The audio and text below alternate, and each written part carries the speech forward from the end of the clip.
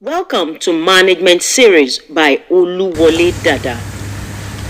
In this volatile world, change is constant. Change is inevitable.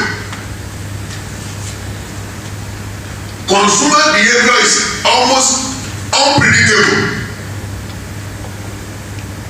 So what do? You require agility and enabling adaptive capacity. You require what? Agility means your ability to be fast to change, to respond to change. Recall I mentioned, you cannot survive using yesterday's logic. Adaptability to change. An absolute no to rigidity. You cannot afford to be rigid, either as an individual or as an organization. Oh, this is the way we do it. That can no longer work in this age and time. That's volatility. Uncertainty. Inability to know and understand everything fully. It's difficult to explain, it's difficult to understand. Uncertain. Outcome of an emergent process can be known beforehand. You can't predict the outcome.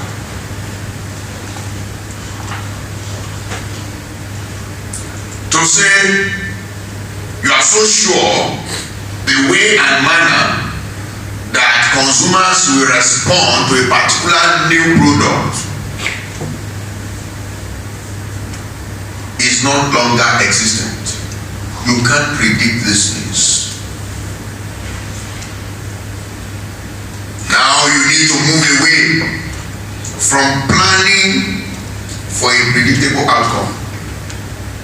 Before, people can say we are planning for this kind of outcome. Now you cannot afford that.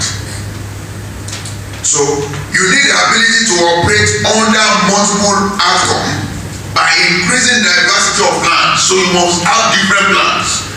As an individual, have different plans. As an organization, have different plans. Have different strategies and suspected results. So you must have scenario 1, scenario 2, scenario 3, scenario 4. You must put up scenarios of, if we do this, what will this people do? If we do this, what will competitor 2 do? These are the kind of ways that you can survive in the uncertain world. You must even be able to put up scenarios like 2 or 3 of what competitor A will do. Will they reduce price? Will they increase their volume in the market? You must put up a lot of plans to survive the uncertain moment. Complexity. The World Economic Forum describes our world as an interconnected system straining under the burden of its own complexity.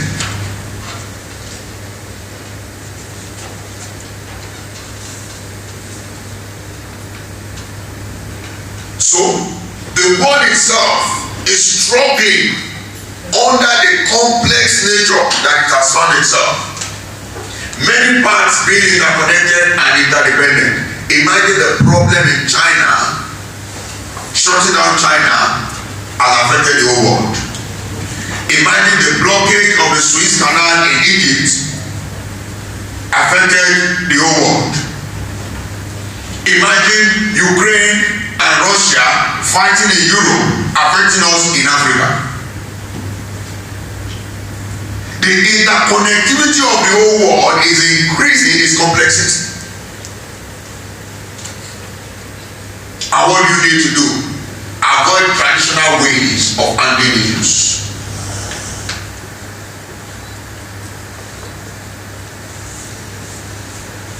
decentralized issues to enable you bypass complexity.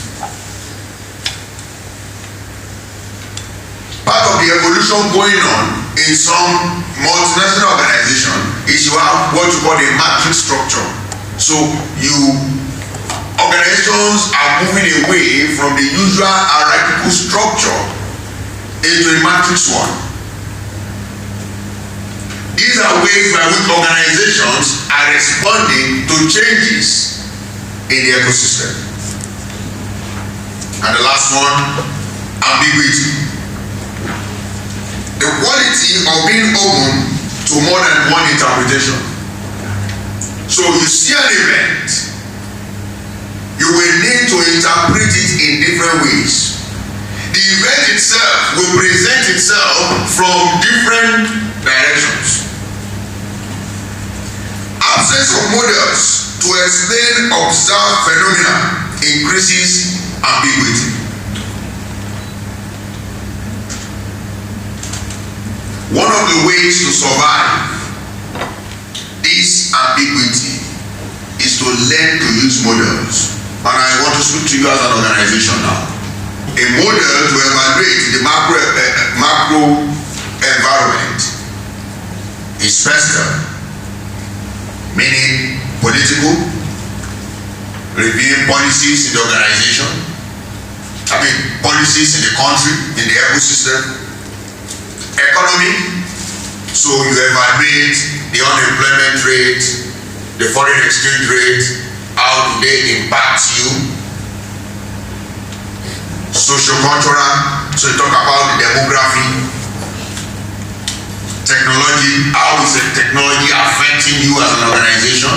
Is it increasing your chances with consumers or negatively impacting it? And then you talk about environmental, and you talk about legal frameworks. Legal frameworks are bills from government and so on. Standard Organization of Nigeria. That's a model that enables you to put the issues in a concise manner. Now, as an organization, you also need to review your internal structure with another model. And so there's a model called the 5M. It means money. Do you have enough money to execute the projects that you have at hand? What's your financial capacity as an organization?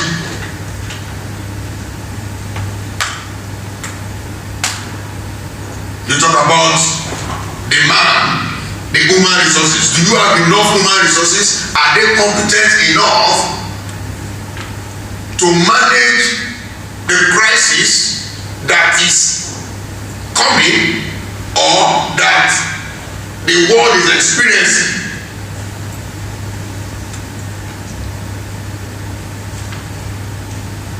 The human resources, are they enough? Are they competent enough?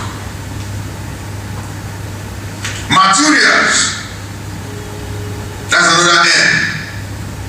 Do you have enough raw materials? You cannot afford to go out of stock.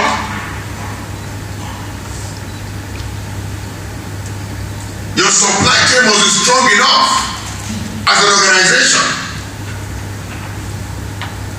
This is a model that you can use to help you evaluate your internal structure if it is strong enough to withstand the stress in the environment.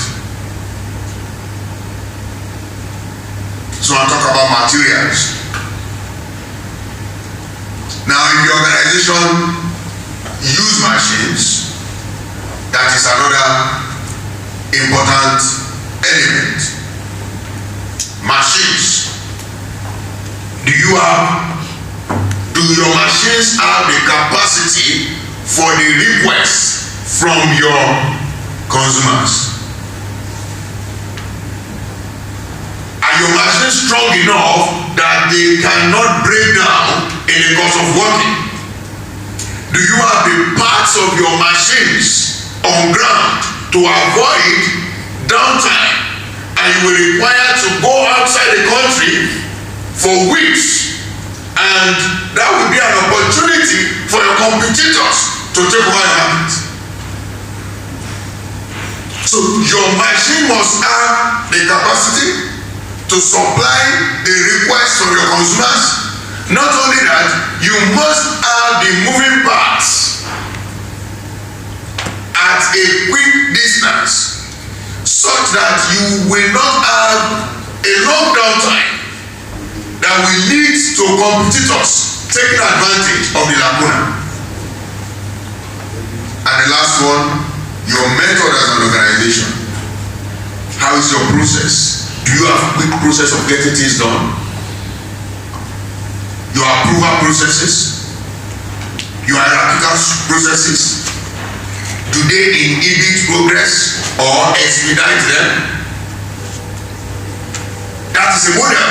So I've just shared with you two different models. When you have models, it will help you to navigate through ambiguities.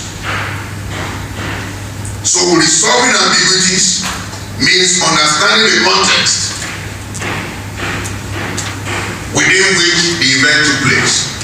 You need to take each event on a case-by-case basis. A simple linear cause and effect failed with ambiguous events.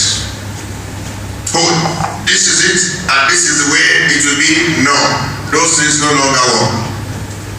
You are in challenging times, and I tell you, this will be for a while.